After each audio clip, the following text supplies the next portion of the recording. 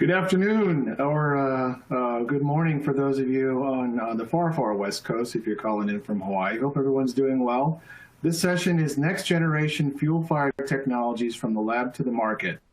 My name is Paul Glanville. I'm an R&D Director with the Gas Technology Institute, and I'm pleased to chair this exciting session today. Just a few housekeeping items. For those of you, if this is your first session during the virtual Hot Water Forum, just keep in mind that your screen is customizable. And also, you should be able to access all three of the presentations as PDFs through the window that you have there. As an attendee, you're in the listen-only mode, but you can submit questions to us through the Q&A box that we will monitor and try to answer towards the end of the session and in the Zoom chat that will take place after this session. All presentations will be available on demand within the next few days.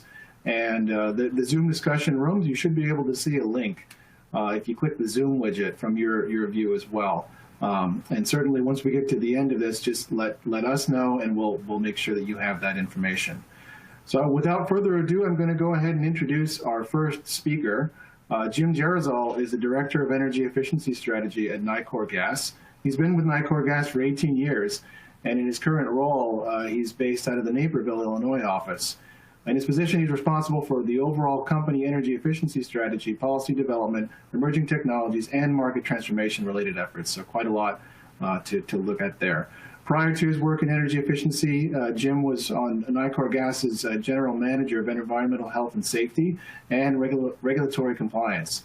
He holds a degree in bioengineering from Syracuse, and he has more than 32 years of experience in the energy and environmental fields. Jim, please kick us off here. Thank you. Great. Well, thank you, Paul. And I'm going to go ahead and advance the slides. Part of what I'm going to be talking about today is how we prime the market for accelerating water heating efficiencies. And I'm specifically going to be talking a little bit about gas heat pumps. There's been a really exciting development over the last year or so. I am the chair of an organization called the North American Gas Heat Pump Collaborative, and this group formed just in January of last year with the sole purpose of advancing and developing the market for heat pump technologies in North America. We have a pretty ambitious goal, and we're talking about water heating today, and this collaborative, this gas heat pump water heater collaborative, is looking to assure that as gas heat pump technology emerges, this really incredibly efficient type of water heating that you're going to hear about from the other speakers, that it hits the ground and it takes off. You can see our goal is to have 10% of water heaters replaced. That's 400,000 units in the next 5 to 10 years. That's a pretty aggressive and quick adoption, we think, of this technology, or at least getting it going, when compared to perhaps if you think about electric heat pumps and the length of time that those have been in market and the market share. We're looking to try and accomplish this across North America. And just to give you a sense about how important this is, this collaborative represents, and you can see on the map here, the geography spread across the US and Canada. And it involves about 23 individual utilities. Nicor Gas is part of Southern Company. We have about a few other LDCs that aren't necessarily represented individually here. NEA, you could see in the Pacific Northwest, represents a number of utilities. So about 23 or so. And that's important for a lot of reasons. It's important because part of getting this market energized and part of assuring that gas heat pump technology moves is to telegraph to the market that we're here, we're ready, and we want the product. You could see here this collaborative of utilities in just this first year represents a little over a third of the gas households in Canada and US. In the US alone, about a quarter. And in Canada, a whopping 82%. So that's not That's not small potatoes. That's fairly significant. And I think hopefully as this collaborative grows, as these technologies come to market in the next year or two, that this is even a bigger pull and a bigger signal to industry. So what has the collaborative done? So basically, we've created a membership. Utilities participate in this group right now. And each utility, as they engage, can essentially, vote with their dollars as to what they want to engage on. And we have a number of different strategies that we're looking to attack. And I might just say that the gas heat pump technologies, there are a wide breadth of technologies, commercial and residential. This collaborative recognizes that there is a need for residential space and water heating, and we need new technologies to do that. Gas heat pumps can solve that equation. And so we focused on residential as our primary point of entry. We have developed a communications strategy. It is ramping up. It will be engaging with key partners. That includes OEMs and other stakeholders, members of this value chain that delivers these products to the market.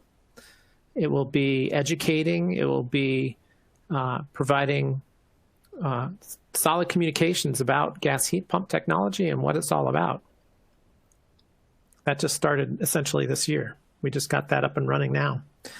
The collaborative has two main areas of focus. One is the combi, the space and water heating heat pump technologies. And as I mentioned before, that is an important target, residential customers. We know we need to focus on those customers. And this is really exciting because you're taking a combi unit and replacing two previous pieces of equipment with one. So this is an exciting development. This is a product that we see coming to market in fairly short order in the next year or two. And we want to make sure that, again, that the market's ready, prepared, and activated to receive this kind of technology.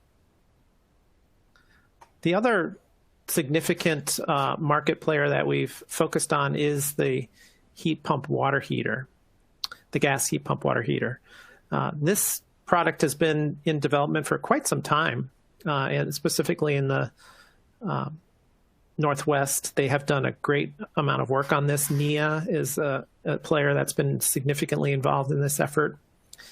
And again, this is a focus area of this collaborative. How do we take a product like a gas heat pump water heater that can fairly straightforward slip into the footprint that a current storage water heater has today and basically serve as a swap out for that technology? And we're probably all pretty well aware that, hot water, the hot water market and your hot water heater, probably the customer's not thinking about that too often, but they do think about it when it goes out. And when your hot water heater fails, you get on the phone and you want water for tomorrow to take your shower and go to work. Maybe not so much today, you just go down in the basement. But let it be known that, one of the key parts of this market is to get those products in the hands of those distributors, in the hands of those trade allies that are on the ground, that are going to be picking up that phone and responding to those emergency calls. This is a product that can deliver that. And so the work with the collaborative to make sure that that product is prepared and ready to be received, that the training and the education is done, that the bugs are worked out of that whole process to allow quick and ready adoption. It's a huge part of what the collaborative is going to be working on over the next years or so. And really that's the main part of what I wanted to convey. I might just add that, when we think about preparing the market, it is super important to apply these different kinds of market strategies and market transformation initiatives that we're using with this collaborative. When I say that, what I mean is that as these products are prepared to reach the market, we need to understand what those barriers are. We need to understand how to overcome them and prepare for them such that those products move into the market quickly. One example of banding together as a collaborative is not only providing those signals to the OEMs and the manufacturers of these products that we're serious and we're here, we want these products, but also working with the distributors and the processes to get those products to those trade allies.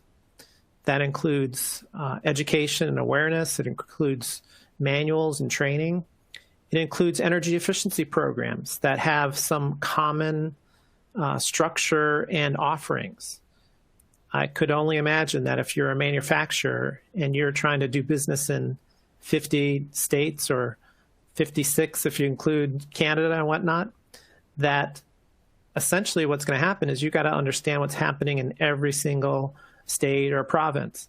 So this collaborative is trying to move in a direction to bundle those activities, bring common approaches for the OEMs, for the distributors, so that these products can move quickly into the market, eliminating some of those barriers that otherwise would be in place and accelerating that adoption. So I'm excited about the future, about what we're doing here. I'm excited about this collaborative effort amongst a number of utilities. And I'm excited about these technologies that are going to bring transformational step change to the gas hot water heating industry. It's an exciting time. It's an exciting time for us as utilities to be able to band together and make that common, common ask of the OEM community, and also do what we do best by communicating with our customers, engaging with our customers, and assuring that those products can get delivered to the market in an expedient and efficient way. And so those will be the end of my remarks here. I'll be around as we do some Q&A at the end. Paul, I'll hand it back to you. Thank you, Jim. Great presentation. I think it's hard to overstate how important it is, the work that the collaborative is doing under your leadership. So that's great. We're going to be shifting to technologies now, both laboratory evaluations and laboratory development. And Jim just hinted at it. We're going to collect our questions at the end of the session. Please do. I do see one submitted in there. Please do submit them along the way, though. We'll be sure to pay attention to that. But now I'm going to introduce our second speaker. Martin Thomas is a project engineer with the Buildings and Renewables Group at CanMed Energy Ottawa. He's been there since 2002. And prior to joining CanMed Energy, he worked at the Canadian Gas Research Institute and for British Gas Research and Development. He's a chartered engineer, a member of the Energy Institute in the UK, a professional engineer in Ontario, and active in ASHRAE and CSA. He holds technical degrees from the University of Leeds and Cranfield University, both in the UK as well. Thank you, Martin. Looking forward to your talk. Please take it away. Thanks a lot, Paul. Today I'm going to be talking about our evaluation of a Rover gas-fired heat pump. And let's get started. First of all, I'd like to thank the team that helped get this project done, struggling through the COVID-19 period. We're really running at a minimal capacity in the lab. I'd also like to thank the people that funded the work, the Office of Energy Efficiency in Canada and the Office of Energy Research and Development. So as an outline for this presentation, first of all, I'm going to talk about the product we tested, our test setup, the results of our testing and how that compares to some of the other testing that's been done in the past, and what our future plans are going to be. So the product we're testing is the Rover GAHPAR. This is a heat pump, a gas-fired heat pump that can provide hot or chilled water. we're going to be looking at it for its water heating capacity and also its space heating ability as well. I'm not going to go through all the details in my presentation. You'll be able to download this afterwards, so I'll just sort of go through these slides. I've got here a simplified diagram of the absorption heat pump operating process. It's all to do with boiling ammonia solutions, extracting energy from the outdoor air, and directing that extracted energy into the heated air that goes into the home. So you can look at that in detail later. I also have here a photograph, and you might be thinking, why on earth is there a photograph of a motor? Well, the reason is that this motor is from the lump on the surface of that motor. I can tell instantly it's a permanent split capacitor motor. And that's one area that we might look at in the future as a means to improving the overall performance. Also, you can't see it too well, but this motor is belt driving the solution pump. So now on to our test facility. So the instruction manual said don't install this product indoors. So we didn't install it indoors, but we put it inside a 10 foot by 10 foot by 40 foot sealed refrigerated container. We did that to be able to get the temperatures that we needed to test it at, sub-zero temperatures in the middle of summer. And also we need to test it at the warmer temperatures as well. So because this is a refrigerated container, we had to add electric resistance heating. Also, because the product is a gas-fired product, we had to drill a few holes for both the combustion air and the flue gas venting. So here you can see a photograph of the container. Inside, we split it into two parts. It's basically half the size of the full container is chilled. That makes it easier to keep up with any heat losses that are going on. The Rover is installed in one half. The other side has a bit of data logging equipment in it. And here we can see a couple of guys doing the installation from my team. And also I've shown a photograph there of the 10 kilowatt resistance heater that's used to counteract the cooling effect of the Rover, to try and maintain, sort of helps to balance the temperature within the test chamber.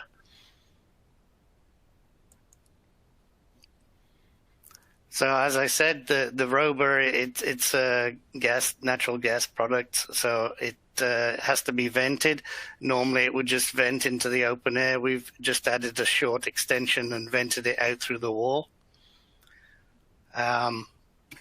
We are monitoring flow rates, temperatures, all sorts of things, power consumption, gas consumption, to be able to determine the COP and the gas utilization efficiency. So our test method, as I mentioned, it's calculating the gas utilization efficiency and the coefficient of performance. We do that, as I mentioned, by monitoring all these different parameters and calculating the values afterwards. And we're doing that for different control temperatures of the outdoor space. So in our first attempt, we had underestimated our system for extracting heat from the hot water produced from the Rover. As a result, what used to happen was that it would heat up slowly over time until it got to its set point, at which point it would shut down. So we never really had a steady state condition existing. This was with a bit of repiping, we managed to correct that with a bigger heat exchanger to extract heat, and we could get constant operating conditions for a longer period of time. So let's move on to the test results. So the Rover itself doesn't modulate. It's a single heat input. And we thought, well, why not measure what the actual combustion system efficiency is? That is, what are the flue gas energy losses? That works out to be about 82.7%, which means there's an opportunity to recover a bit more energy from the flue gases. And that works out to be around about 5 kilowatts or 16,000 BTUs an hour. Okay, let's move on. So these are some of the results, these are the results of, these are the setup conditions rather, for our testing. We had set the temperature supply and return in the water to the Rover, to and from the Rover, to be 48 return and 58 supply. This matched some testing that had also been done by the Atmospheric Fund, which is based in Toronto. They'd had tested at similar temperatures. Rover, in one of their tests, they managed to have a higher temperature differential. We haven't done a comparative test there, but this will be one of the reasons we might have slightly different results from Rover. The other reason is that both Rover and NRCan have used just water in our testing. The Atmospheric Fund, they used a 50% glycol solution.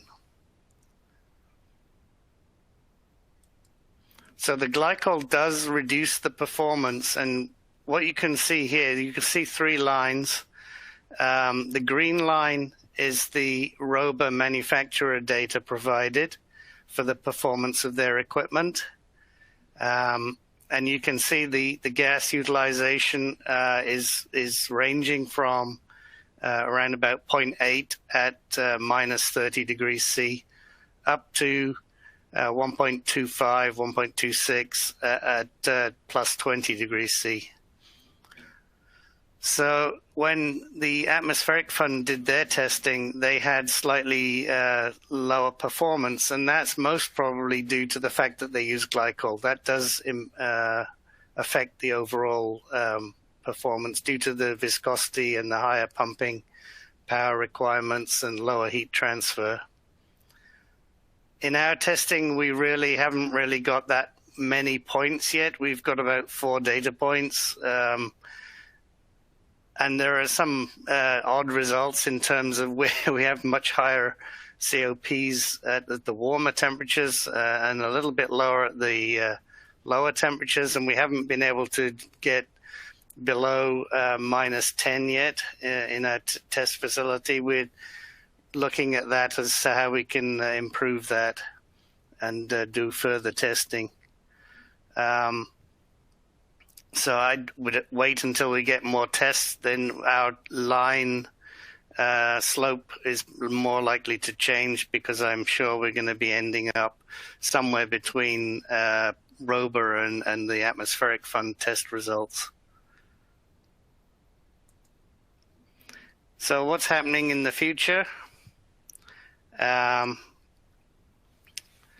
going to complete our lab testing, of course.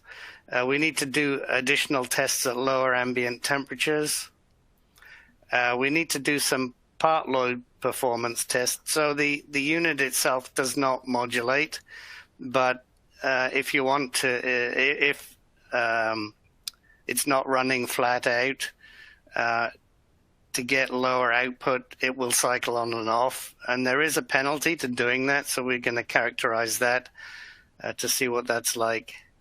At some point, we will switch to using the glycol mix because that's more appropriate for use in Canada.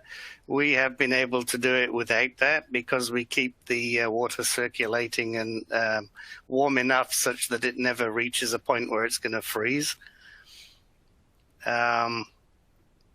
We will vary the water flow rate to see what effect that has on performance. We're currently running the unit at the flow rate recommended by Rover, which is just around about 12.5 to 13 gallons per minute. It'll be interesting to see what happens if that flow rate is increased or decreased. The other thing that we're going to do is, because this particular unit has the ability to produce chilled water as well as heated water, we want to look at its cooling performance. And the reason we're going to do that is that in the application that we're looking to put it into, we're hopefully going to use this device as both a space heating appliance and a water heating preheater.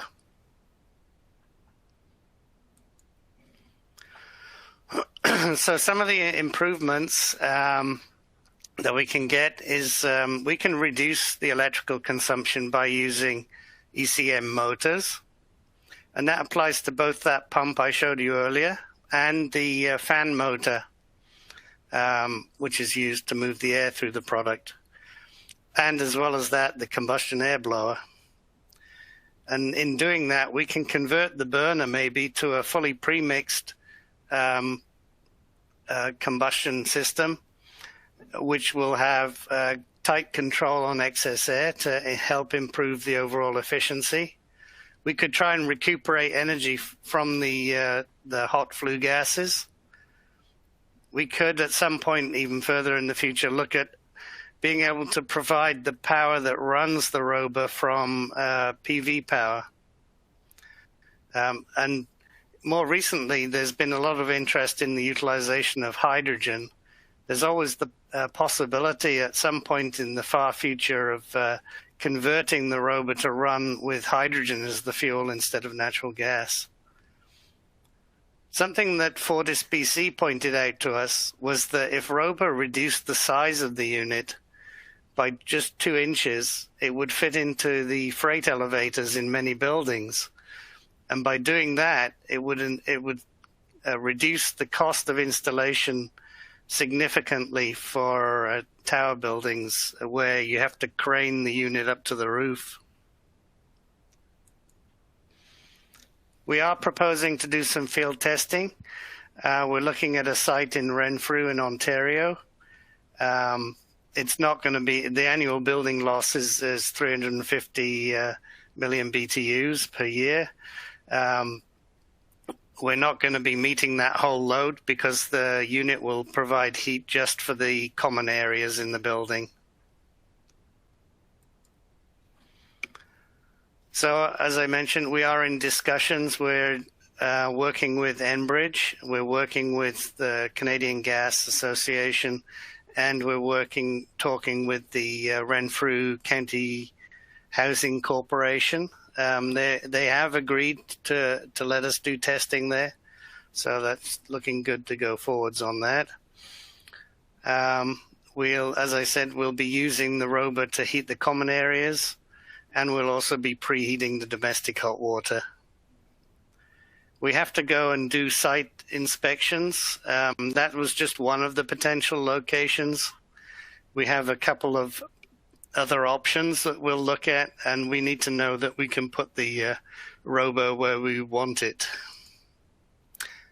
And that brings me to the end of my presentation, and hopefully you can hold your questions until after the next speaker. And I'll just go back to Paul. Thank you, Martin. Great presentation. Really appreciate the update on your findings. So now we're moving kind of further up the TRL scale here as we're going from a commercialized fuel-fired heat pump product to some newer technologies under development at Oak Ridge National Lab. I'll introduce our final speaker, Cog Wuzenkamp, who's a senior R&D scientist at Oak Ridge National Labs. He's got 12 years of experience and expertise in absorption technologies, phase change materials, water heaters, appliances, combined heat and power, and many other topics. He's published 2 book chapters, 31 journal, and over 70 conference articles and reports, has 4 granted patents, and we're lucky to have him today to hear about some latest findings. Take it away, Kyle. Great. Thank you so much, Paul, for the introduction. And hello, everyone. Hopefully you can see me, hear me okay. So I'll be talking today about our experimental results where we actually ran a UEF test against a prototype semi-open absorption membrane-based water heater. That's a bit of a mouthful, and I'm going to go into each of those elements in detail. I've presented this technology at prior hot water forums, and this time the real difference to what I've presented in the past is that we have actually subjected this new prototype to a full uniform energy factor test procedure, which I think is a big step forward for the technology, as opposed to just steady state type tests. So we want to start by acknowledging support from the Department of Energy, particularly Tony Buza with the Building Technology Office, and also our partners at University of Florida, led by Professor Saeed Moghadam and some of his students, Devesh Chu, Rohit Bhagwat, Siddharth Sadanyanya, and Richard Rode. And of course, also the ORNL project team includes Navin Kumar, Joseph Rendell, Viral Patel, Tuba Turnaglu, and Tony Gale. So the outline of what I'm going to cover is basically 2 things. I'm going to try to bring everybody on board with what is a semi-open absorption heat pump. It's an unusual technology, even for people that work every day in the absorption field. So there's kind of 2 layers I need to communicate there. First, what's absorption? And secondly, what is semi-open absorption? So I'm going to try to do that for everyone. And then the second element of the outline is the experimental results that we've obtained in a dynamic 24-hour test. So let's start off with, what's a heat pump? A heat pump is a device that moves heat from low to high temperature. We can have electrically driven, we can have thermally driven. In the subject of gas heat pumps, of course, we're talking about thermally driven generally, where you have combustion that drives the heat pump. And there are vapor absorption technologies. The most commonly known is the absorption. I don't think you can see my cursor, but on the right-hand side, the vapor absorption cycle is the most commonly known. And that is what the Rover unit is that was just presented by Martin. The one that we're talking about today is the semi-open absorption. It's still an absorption cycle, but I'll show how it's different. And of course, there's a whole other family of thermally driven cycles, from ejectors to liquid desiccants, Stirling, et cetera. So what is absorption heat pump? Well, fundamentally, let's start with an electric heat pump, because that is really familiar. We have them in all of our vehicles and in most of our homes. Electric heat pump accepts electricity, uses that electricity to extract heat from the ambient and deliver it to heated water, in the case of a heat pump water heater. A thermally driven heat pump looks like this below, where instead of accepting electricity as its motive energy, it accepts heat, typically above 160 Fahrenheit or 70 degrees Celsius. And then it uses that energy to do the same thing. It extracts heat from the ambient and then delivers it to heated water. Of course, if we think about what drives these systems, in the case of electricity, you're generally using the electric grid, which has a whole complex mix of generation sources that go into it. In the case of the thermally driven heat pump, you're generally going to be using natural gas at the building site. But there's a lot of other possibilities too. You could be using waste heat. You could use biogas, biomass. You could be using blended natural gas, even solar thermal. So there's a lot of possibilities there. I think that's just an important context to note here. And then let me try briefly in like 1 minute to explain how absorption heat pump works, because I think this is something a lot of people are curious about, and it's a little hard to grasp. So what this image shows right here, this is a photograph of 2 sealed vessels, and they're connected to each other through a valve. There's a manual valve there in between them.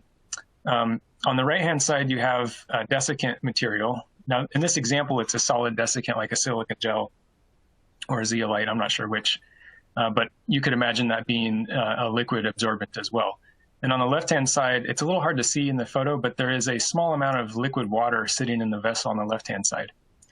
And both of these vessels are evacuated and the valve is closed. And then what I'm going to do is now you see an infrared image of that same scene. So everything is at a uniform ambient temperature in the orange. And you can see there's something warm. That's a hand, which is at body temperature, reaching down to turn the valve. And so I'm going to play a little short video that loops on itself. It just repeats over and over. And you're going to see what happens when the valve gets opened. And so when the valve gets opened, the water begins to evaporate, thereby cooling down. Just like when water evaporates off your skin, it cools your skin. And then the vapor that's evaporated travels and absorbs into the desiccant on the right-hand side. And when it absorbs, it actually releases that heat, heating up the desiccant. So you can use this to make a heat pump by essentially, remember, going back a couple slides, we said that a heat pump, a thermally driven heat pump, accepts high temperature heat in order to extract a low temperature heat and create medium temperature heat. Well, that's your three temperature levels here. Your low temperature from the ambient would be this cold water. If you cool that down enough, you can extract heat from the air, from the ambient. Your intermediate temperature is on the right-hand side. That's what you would want to send to your hot water. And then where the high temperature comes in is, of course, once this process completes, you need to regenerate that desiccant again and dry it back out. So you use high temperature heat to re-dry that desiccant. So hopefully that brings everyone on board with what kind of the basic working principle of an absorption heat pump is. There's a lot of absorption technologies out there. We're looking at a plot here that shows the coefficient of performance of heating versus the regeneration temperature. Here's the Carnot limit in the black line. The purple areas show the water lithium bromide systems that are out there today. The greens show the various ammonia water systems that are out there today. So Martin presented about a Rover unit, which is the single effect ammonia water system. And then there's a bunch of adsorption cycles, which are not individually named here, but there's a wide diversity of solid desiccant cycles. And then the technology we're talking about today is the semi-open absorption with water and ionic liquid. It can have a higher or lower COP than the closed system. You can see it has a much wider range of COPs compared to the traditional closed single effect. And that really is because it depends much more strongly on, the performance depends much more strongly on ambient conditions, both temperature and humidity. And we'll get into that. So in terms of what we would expect, let's come back to water heating. What would we expect for the energy factor of a water heater based on one of these technologies? Here's an equation, which I won't go into in great detail, but basically we can relate the energy factor to a number of terms that include the COP, the thermal COP of the heat pump, the amount of electricity that it consumes for pumps and fans, the efficiency of the burner, and the amount of tank losses that we have. And if we run those numbers for for three technologies here, ammonia water, water lithium bromide, and a semi-open system, we can see that we would probably expect, take these with a grain of salt. These are approximations, but we would expect about a 1.3 energy factor for these traditional single effect cycles. And we would expect something a little lower for the semi-open cycle, basically just because it has a lower COP. That's the big difference in this table. Now, why would we want to pursue the semi-open cycle if it has a lower expected energy factor? Well, because it has the potential to be dramatically less expensive. In a traditional system like the Rover or anything else, you have to have a sealed system, and in the case of water, lithium bromide systems, it actually operates below atmospheric pressure, and so you have a vacuum system which you need to protect from intrusion of air over the entire life of the product. That's very difficult to do for like a residential or light commercial product. In the contrast, the semi-open absorption concept does not use a vacuum. Everything operates at ambient pressures. And so that's a big advantage. So how does it actually work? Here, I've got a series of drawings here to illustrate how it works. So first I'm showing the solution cycle, or the solution circuit. So we do have a solution pump. We pump solution up against gravity. That's the only pressure difference across this pump is the gravity-based head. It flows through a desorber condenser where the solution becomes concentrated. It gives off water. Then it goes to a heat exchanger and finally to the absorber. In the absorber, it absorbs humidity from the air. Then we have, in our case, in the laboratory, we're using oil to heat it's a silicone oil as our heat source. And then you have air passing across the absorber. You have condensate leaving the condenser, and you have the water that's being heated. So here's your hot water tank. The whole reason we built this thing is to heat water. So here's our water leaving the tank. It gets heated partway in the absorber. It gets heated a little more in the solution water heat exchanger, and then it gets heated the rest of the way in the condenser. And a really key component is the absorber. So the absorber was this one here in the lower part. And the way that absorber works, sorry, I meant to pause there for a second.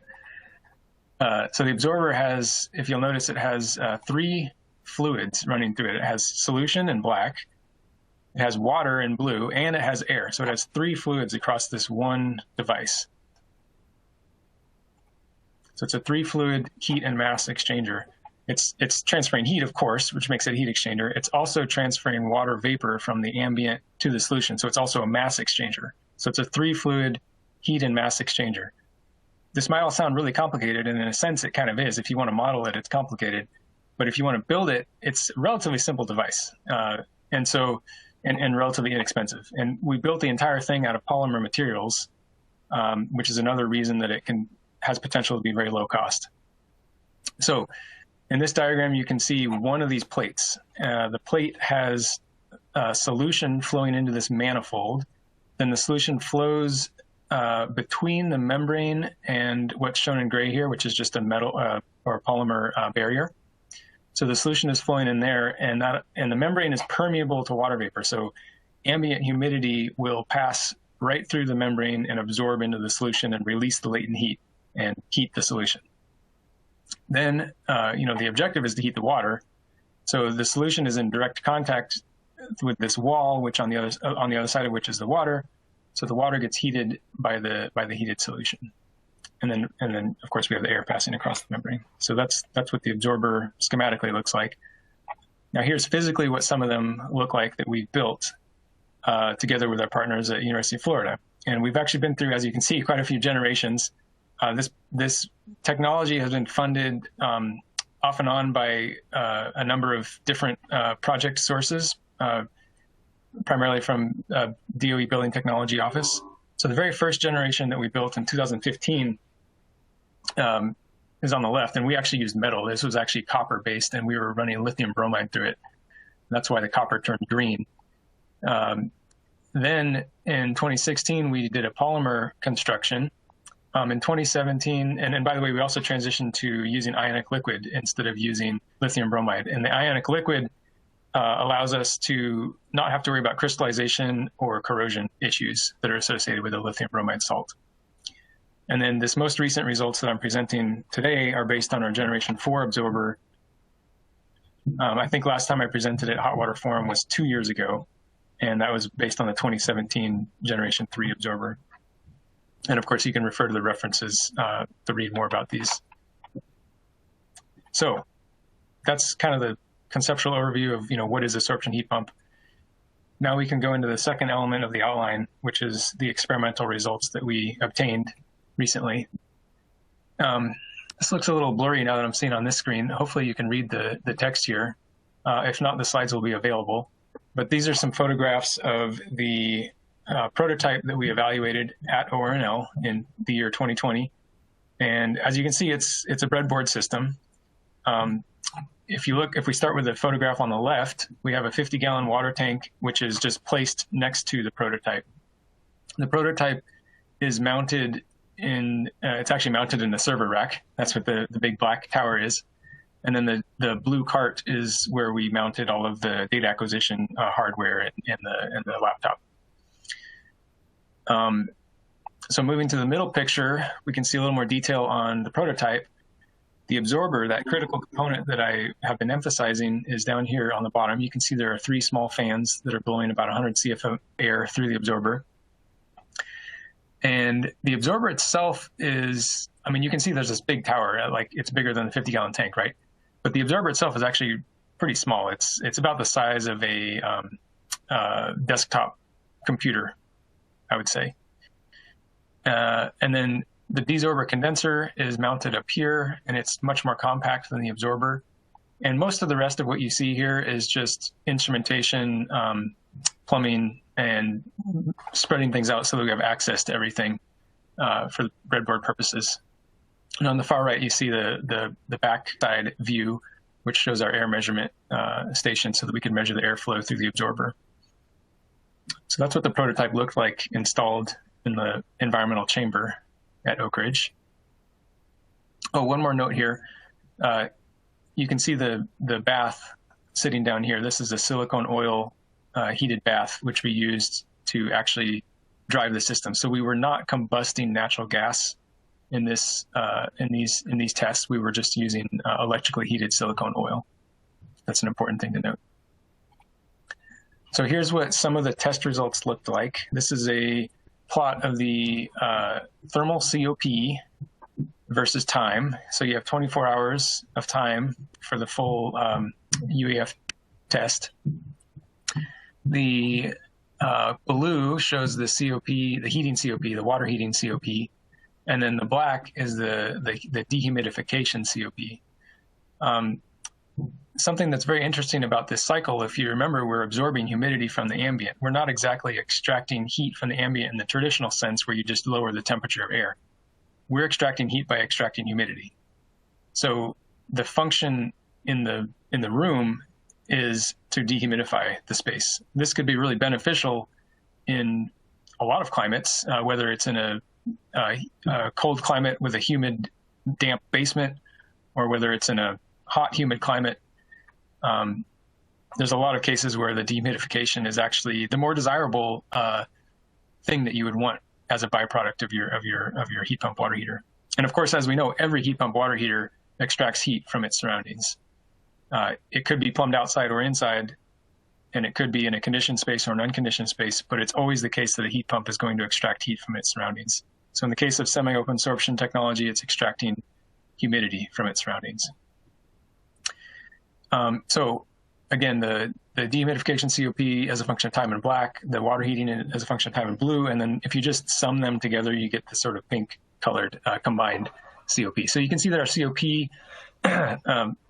over this 24-hour test, we basically ran the system twice. We ran it first for about 5 hours, then it shut off, and we took a break.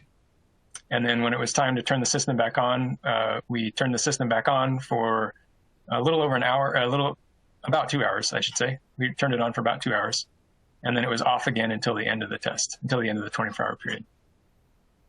So during that second period, we also ran with a COP around 1.3-ish.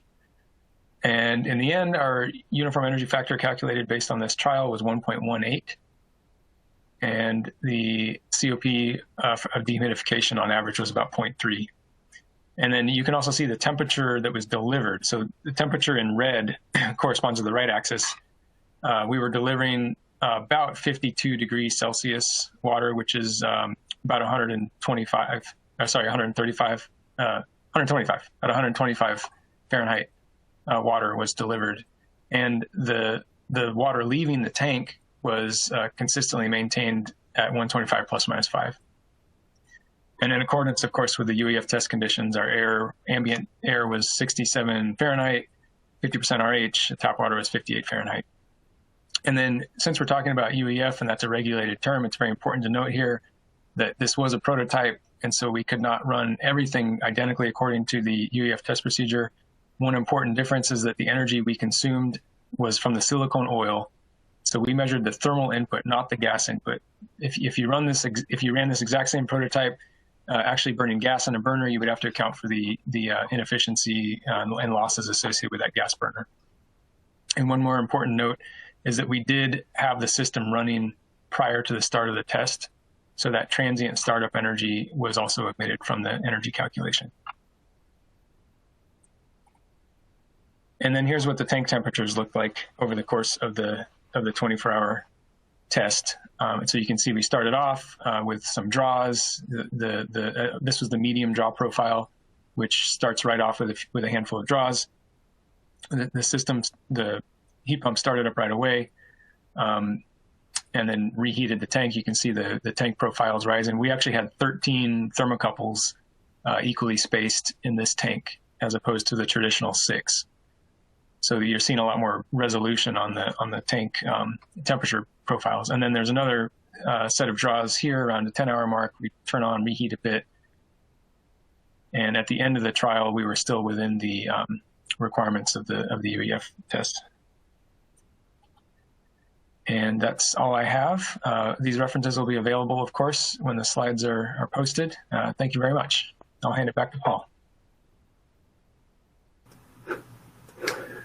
Great presentation. Packed a lot of information in a short period of time there. Well, at this point, we can take a few questions from the audience, and I see one that came in right after Jim's presentation. I'll read this. This comes from Sean Go. Question for Jim: do you see an opportunity for a gas heat pump water heater replacements for existing tankless products? Jim, you want to give that a go? Sure. I'll do that. So right now, the target would be replacing a tank unit.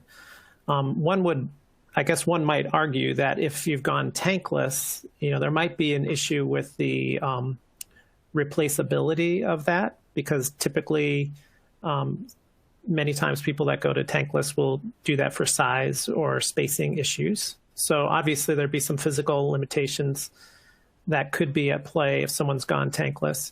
Tankless units, obviously, they have great characteristics. They're efficient. They provide all the benefits of a tankless unit. A gas heat pump unit arguably could be still a better efficient play beyond a tankless unit.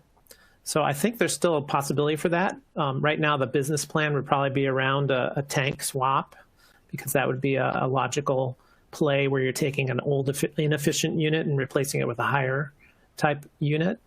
But I don't think it would preclude the ability to do that.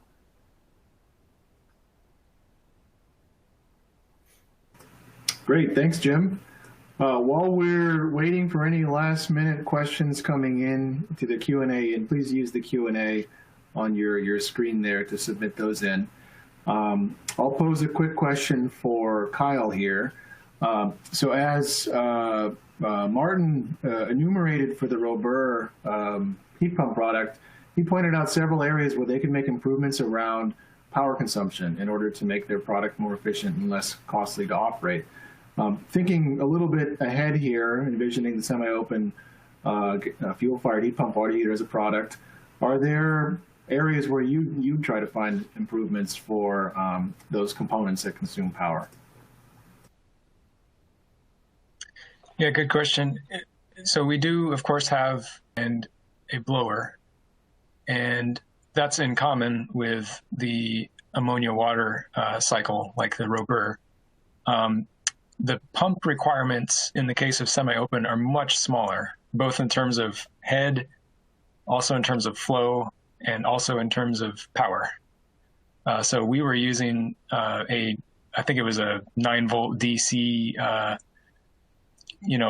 pump that you can hold in the palm of your hand. And I think it consumed, I forget how many watts it consumed, but it was single digits. It was a very, very small pump. So I think that's an advantage of the semi-open. Now, on the airflow side, we probably don't know enough to say this for certain, but there may be more airflow required in the case of the semi-open system than in the ammonia water system. We were using about 120 CFM of airflow, and the air is flowing through in between these parallel plates. We had, I believe it was 15 or so stacked plates And so the air is passing through those passages in between the plates. So our pressure drop on the air side, we did measure it, and I don't remember now what it was, but it was very small. I mean, you saw the blowers we were using. They were those sort of muffin fan style blowers, which do not produce a lot of head. So the head we had was quite small. Those are really our only parasitic power consumption, electrical power consumptions, is the one pump and the blower. Great, Kyle. Thank you. While you were answering that question, looks like I set the line. We got a few questions here for you. First one comes from John Neal. What are the limitations of using the semi-open absorption system in a dry climate? Yeah, that's a great question. Did I put an extra slide about that? No, I didn't. I do have a slide about that. So I'd be happy to follow up with if y'all want to email me. There are limitations in a dry climate. So when the humidity is really low, then the performance will also drop. And there will actually be a cutoff temperature. There's a cutoff humidity and temperature below which it wouldn't even make sense to run the system anymore, because the COP would be less than 1. And you're going to lose more heat through the absorber than you gain. And so where that cutoff occurs is really open for research and development, because it depends a lot particularly on the membrane. The ideal membrane will be thermally resistive, but mass permeable. And that's not a common design objective for membrane designers. So I think there's a lot of opportunity for a new system design for R&D to come up with something that really extends the operation to lower and lower humidities. So I'm not giving you a very quantitative answer, but it's a fascinating question, and it's very open to research. Excellent. Well, I'm looking here at the list. I'm going to skip ahead to grab Martin on this one too. So this is a question for both Martin and Kyle. This will be our last question we'll do here in the group session. We'll put the rest of them into the Zoom chat. What was the cold side operating temperature range of the Rover and the semi-open? And we'll start with Martin for the Rover. The cold side range, at its coldest, we got it down to -10. And at its hottest, we went up to 15 degrees C. That's in centigrade, obviously. Thanks, Martin. Kyle, do you have a sense for the same question to you? Yeah. So in what I presented today, only covered the UEF test conditions. So it was all at 67.5 degrees Fahrenheit. We have run some parametric studies where we varied the air temperature. And I was trying to grab that. I don't have it really handy to tell you the number right now. But I will say for sure that the ammonia water is going to be more robust at very cold ambience. I do not expect that the semi-open absorption system will work well below freezing temperatures. Interestingly, there's no fundamental reason it couldn't run below freezing, but I do expect the performance to drop off quite a bit there. Great. Okay, well, I lied. Looks like we have time for one more last question. I'm going to go back into the order here. So this is again for Kyle. From Steve Memory. Kyle, you mentioned lower cost versus the Rover type. Can you try to estimate what that might be as a percentage? I'm not comfortable giving a number today, but no vacuum, all polymer construction, non-corrosive materials. I believe it will be nearly as compact as now. Ammonia water, certainly each component is more compact. We have an absorber, and the absorber is going to be larger than the evaporator in an ammonia water system, both by volume and possibly by face area also. So those could be some packaging constraints, but just in terms of the raw cost of materials, it's all inexpensive stuff, and it's all small. And also in terms of how to manufacture it, I mean, the absorber is the most complicated component in the system, and we didn't use any really expensive manufacturing processes to fabricate the prototype. Excellent, great answer. Well, let's call it a wrap here. Let's do a round of applause for all the excellent speakers. We're going to transition to the Zoom chat where we'll have a chance to get some of the questions that we didn't touch on here and pose some other questions as well to the speakers. So thanks again for your attention. Hope you enjoy the rest of the conference.